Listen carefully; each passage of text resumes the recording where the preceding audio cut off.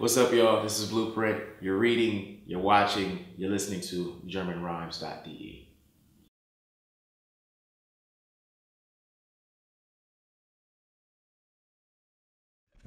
The one on the tour bus is not as bad. And then, you know, we're not allowed to poop on a tour bus. So I haven't had to worry about that yet.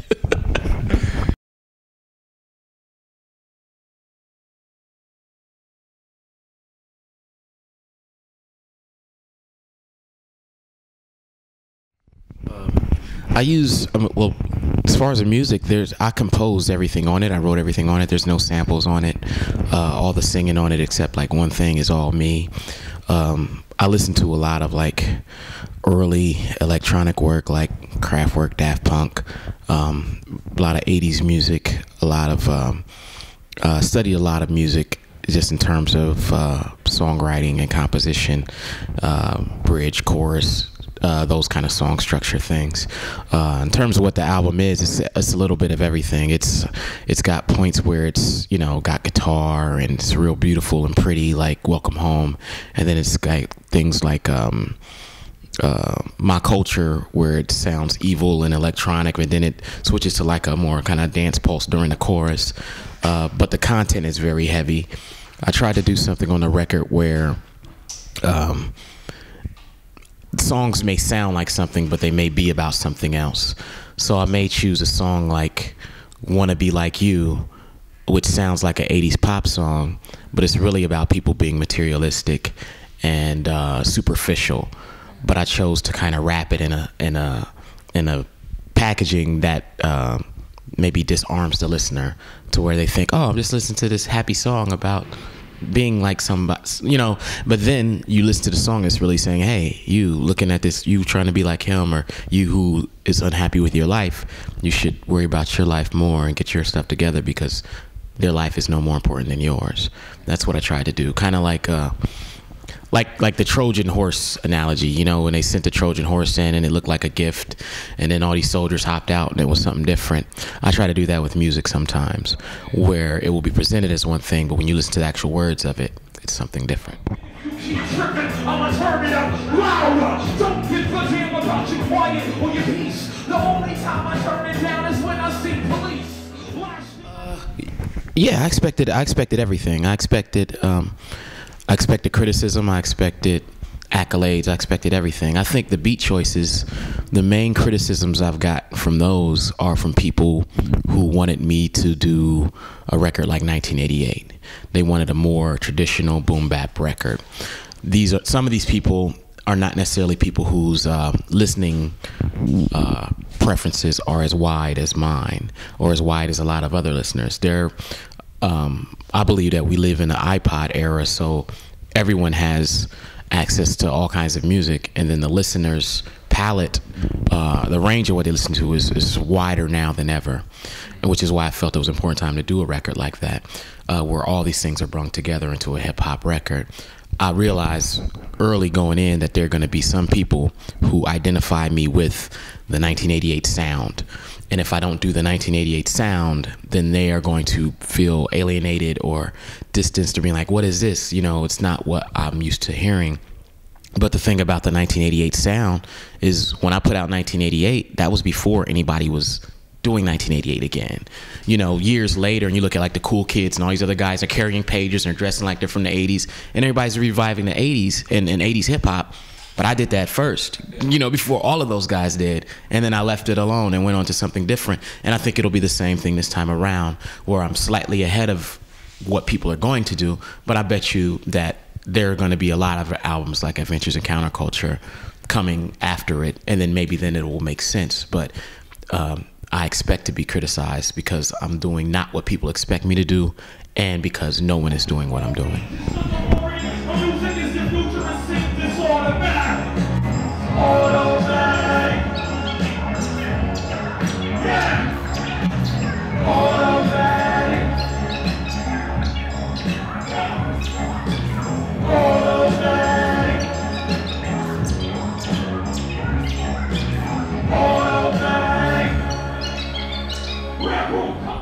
As far as autotune goes, like, to me, having rules in hip hop is kind of something that I've tried to not do. You know, like when I was doing 1988, there are rules for that. You have to use certain breaks. You might want to use like impeach the president. You might want to have all these things, you know, you can use this, you can dig on these kind of records. You have to use breaks. There's all sorts of rules in hip hop. So with that vision of counterculture, I chose to break every rule. I chose to say, you know what? If they're saying auto-tune is like, you can't make it sound good, I'm going to do something, I'm going to make it sound good, you know? And I think I succeeded in doing it, but there are people who automatically think because something is auto-tuned, it's bad, it's evil, it's pop, it's the devil, you know? And so my goal is to challenge those people as well, to say, is it the tool or is it the use of the tool? You know, a gun in itself is not evil. You know, people kill people. Guns don't kill people, you know? And so it's one of those things where it's like, all these things are tools at my disposal. Synthesizers, they're tools. You know, there are kids who have even went so far to say, you have a synthesizer on your album, that's not hip hop. And I say to them, well, was Planet Rock hip hop?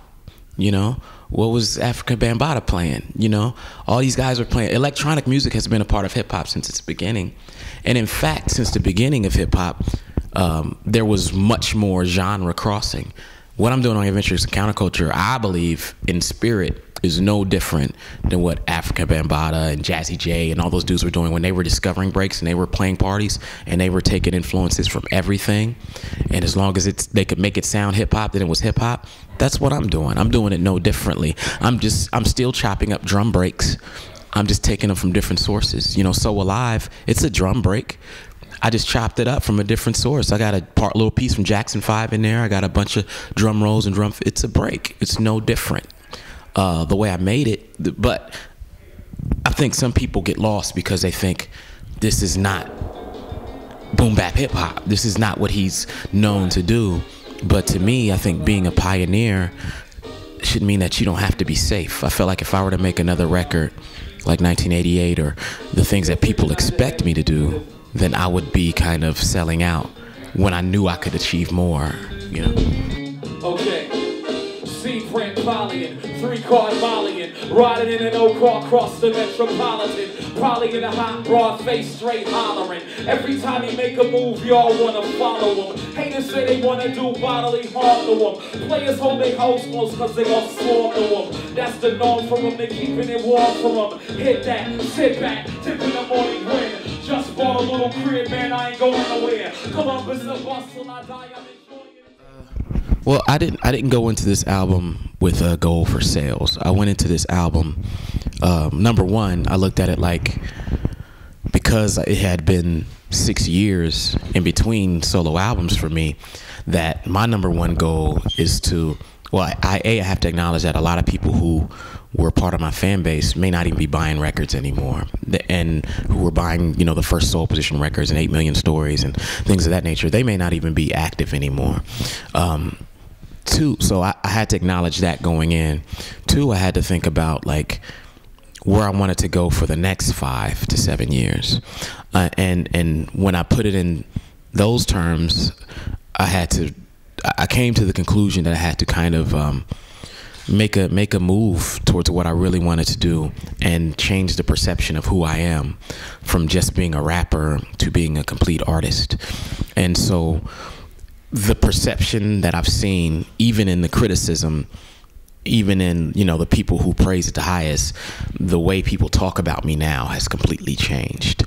And that to me is successful. I have not looked at any of my sales numbers. I try not to look at them this time around because doing the album, I didn't want to do it for that. I wanted to do it for me and what I had to get out and what I wanted to prove I could do. And so sales to me would kind of taint that process. To me, it's about perception. You know, and this may not even be known until I put out my next record, but I know for a fact that I have picked up people who otherwise would not have listened to me.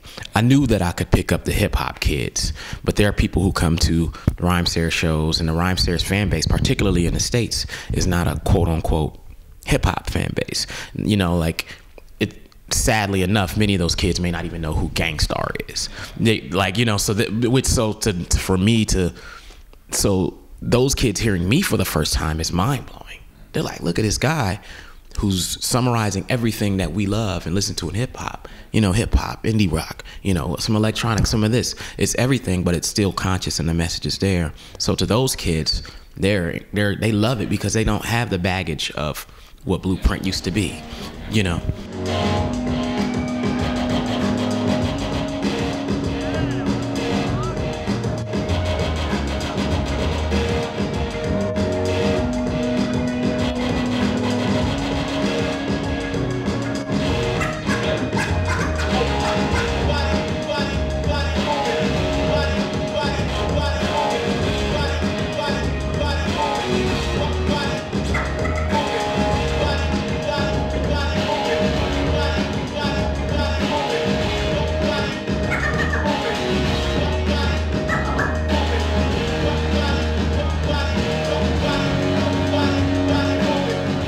The main thing I'm trying to do now is make sure that I don't have any longer breaks like last time, where it was, you know, 5 years in between since the last solo position, 6 years in between, you know, my last solo album. So I haven't stopped doing music, and I have like an album that should hopefully be done by, I think, February or March. And then I hope to get that record out next year, just like a strong follow-up to Adventures in Counterculture. I have another project I'm working on that I want to be like a free project that I would like to put out before then, because I have so much music that I've done in the last year and a half since turning in Adventures in Counterculture.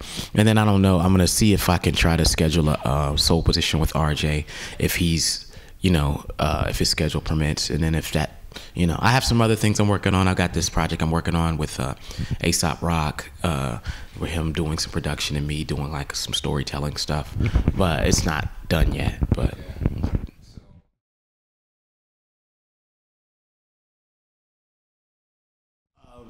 I'm not sure what's going to be released on Waitlist. I have some instrumental stuff I'm going to probably put out on Waitlist, definitely. And then we do have like 2 Greenhouse projects that'll probably come out in a couple months with me and Illogic.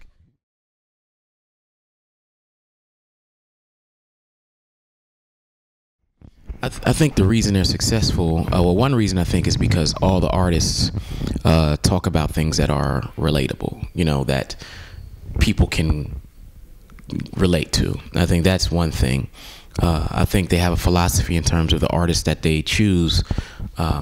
They would rather take a chance with a unique artist than roll with an artist who has something that is current right now.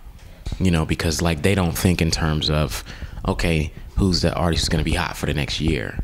They think of artists who are going to have 10, 15-year careers, who can develop their sound and keep producing content that will make them one of a kind in their field. And I think that's one of the strongest suits of Rhymesayers. Every artist that is on Rhymesayers that is active are people who no one sounds like them, and they foster that and they build that and they encourage that individuality.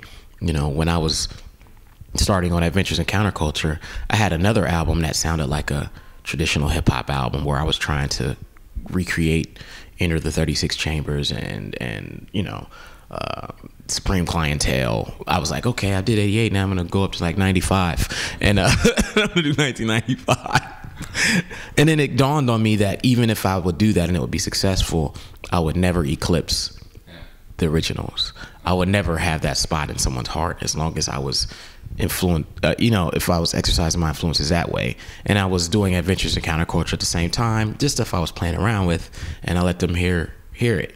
And they were crazy about it. And they said, and if this is the direction you want to go, you should go this direction 110% and not even play around, because you doing this, even if it doesn't catch on at first, it will catch on, and you will be the first person doing this because you have a unique set of skills. You know, I can rap, I produce, I can, you know, sing. All these things that I have makes me someone who is uniquely talented to do records like that. And so I should pursue that instead of like regurgitating my influences. And they encouraged that, which a lot of labels would have said, nah, 1988 was so successful, why would you not want to do that again? Why don't you do something else? Why don't you do more funny shit, more Big Girls Need Love Too, all these silly songs, you know, Neighborhood Weed Man, all these songs that I realized many people would want me to continue to make, they're thinking, what is the future? What is really your artistic calling? And you are much more interesting and one of a kind when you do this. And so they just push me in that direction. I think that's why they are a unique label. Another reason they're a unique label is because it's more of a family label than any other label out there. You know, I've known these guys since 1998, you know, and our friendships go way back to whereas there are new guys, and then the new guys, they come along and we treat them just the same, to where it's not like a weird thing. Like we all hang out, we're all friends, and we have a great rapport. Overseas, rocking ill styles off the top, you can't believe. It's me, Ali Slug, evidence agrees. Never man Buddha, you know the judo is here. Catch this, just fear. What I'm rocking with, soul position, atmosphere. Rhymesayers entertainment, you better play it. Number one, you'll see your beat it, don't. Yeah, I think you do. What we do, and I think how we got our name in the United States was from just touring relentlessly, putting on great shows, and being grassroots in terms of how we treat our fans. We are the label who's known for sitting at the merch table all night, shaking everyone's hands on the way in, thanking people for coming out, signing everything until the club kicks people out. We're there. We're known for that. We haven't had a chance to do it as a unit over here as much, but that's how we relate to people. And I think you do have to have a level of humility to do that.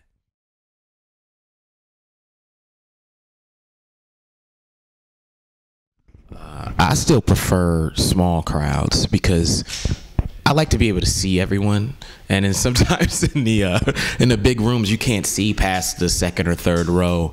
And then, you know, the big rooms, they have the barriers, the security barriers, which pushes people far back from the stage. I never liked that because it just makes it feel distant. I like stages that are not super high off the ground. I need a stage that's, you know, where people can see it and be into it. I prefer smaller crowds, so a day like yesterday was perfect for me.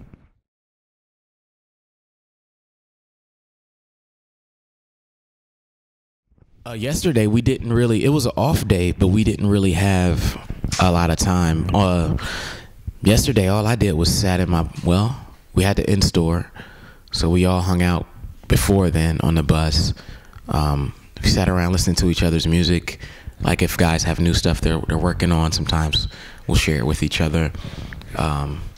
I just sat in my bunk and read a lot yesterday.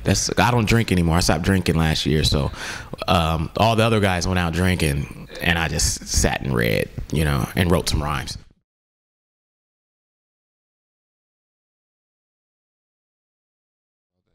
The songs are great. Yeah, all the stuff he's doing with Jake One is really special. Yeah, I was surprised he did it, but at the same time, that's the beauty of the real intimate setting. It's easier to try out new stuff in a real intimate setting than in a crowd where it's like 1,000 people there. You kind of don't want to try out something new there. In a store, when everyone is like right there, it feels more personal. So sharing new material feels so much easier there. Y'all forbidden really wouldn't try to get live. Been hitting up there, but the music I'm slipping, man. Fuck hip hop, I'm easy listening. You thought it was gunshots.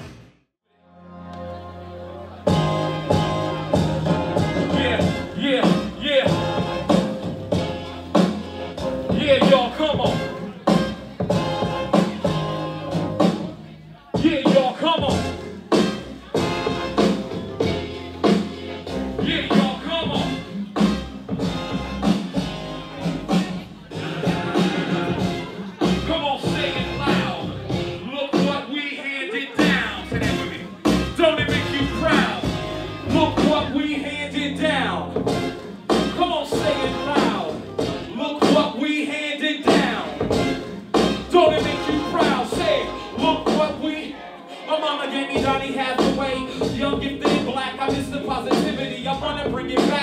Rap nowadays is like a bunch of ignorant cats on young gifted and black. Just guns, bitches, and crack.